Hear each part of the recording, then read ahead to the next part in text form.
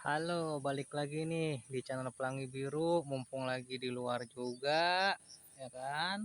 Kebetulan di sini nemuin beberapa case yang cukup mengherankan. Jadi kali ini saya mau ngebahas tentang bahaya sebuah keyakinan. Sebuah keyakinan ini bukan ke arah agama ya, tapi keyakinan pola pikir manusia itu sendiri. Di sini saya nemuin ada orang ya, dia sakit. Sebenarnya sakitnya itu dimulai dari awal pikirannya, bukan karena sakit aneh-aneh atau dia apa-apain gitu.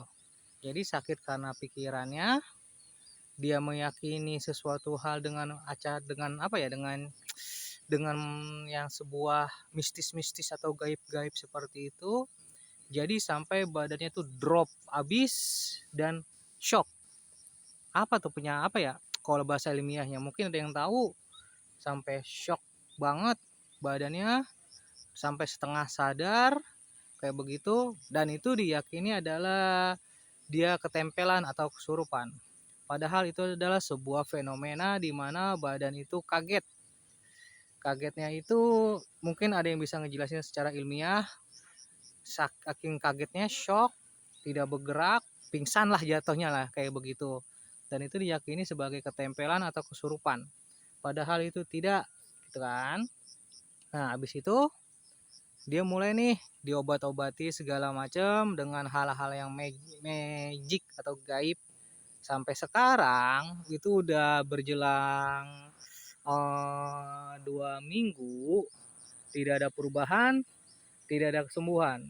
Sampai sekarang dia jalan juga sulit katanya. Sampai kemarin itu dia terbaring di tempat tidur, sebagian kirinya itu nggak bisa bergerak.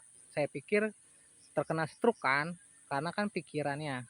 Pas saya cek ternyata enggak gitu loh. Ternyata pikiran tuh memang sangat berbahaya. Sebuah keyakinan di mana meyakini sebuah keyakinan, apa yang gue ngomong ya, keyakinan misalkan dia terkena ya gangguan gaib kayak begitu, padahal enggak. Nah, berbeda lagi dengan satu lagi nih yang benar-benar terkena gangguan. Kenapa saya bilang terkena gangguan? Karena dia hampir 5 hari tidak tidur, makan juga nggak mau. Sehabis ajan maghrib dia nggak bisa tidurnya tuh karena gini loh, karena was-was, khawatir, bingung, linglung gitu. Jadi pindah dari tempat duduk ke kasur itu tuh 5 menit sekali, 10 menit sekali, terus bolak-balik, bolak-balik, bolak-balik. Jadi kayak orang bingung. Itu gejala seperti itu bisa dikatakan kena. Tapi yang seperti ini ada 2 kategori, ada yang fatal, ada yang parah, ada yang tidak, tergantung penanganannya. Nah, kebetulan saya ada di lokasi, saya lihat, dan ini sebuah pengalaman baru lagi di saya ya, karena kan di sini pekerjanya ini para petani, di mana orang di sini kan biasanya ngarit ya, atau ngambil rumput buat hewan ternak, ya kan? Nah, di saat dia ngarit itu, ini pengakuan dari sebelah sana ya. Jadi dia pas ngarit itu dia membunuh sebuah binatang. Nah, terus habis itu katanya anaknya itu terlukai kayak begitu.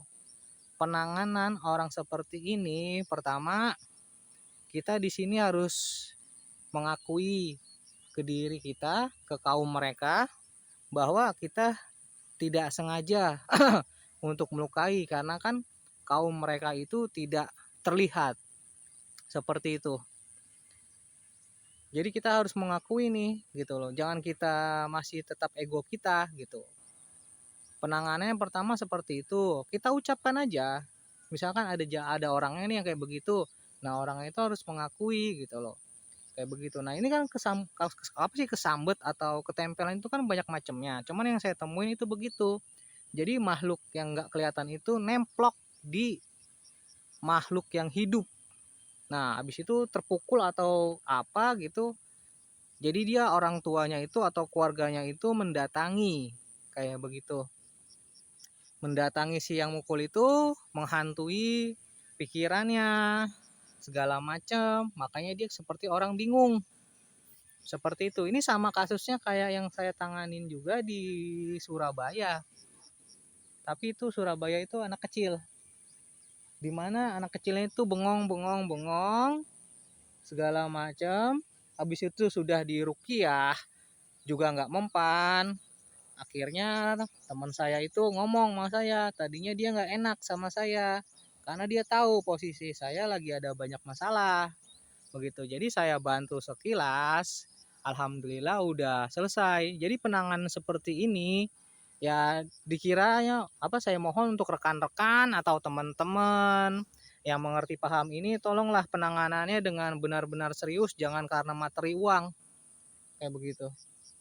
Karena kalian kalau misalkan paham seperti ini, memang kalian tujuannya memang untuk membantu orang lain, bukan karena untuk uang kayak begitu.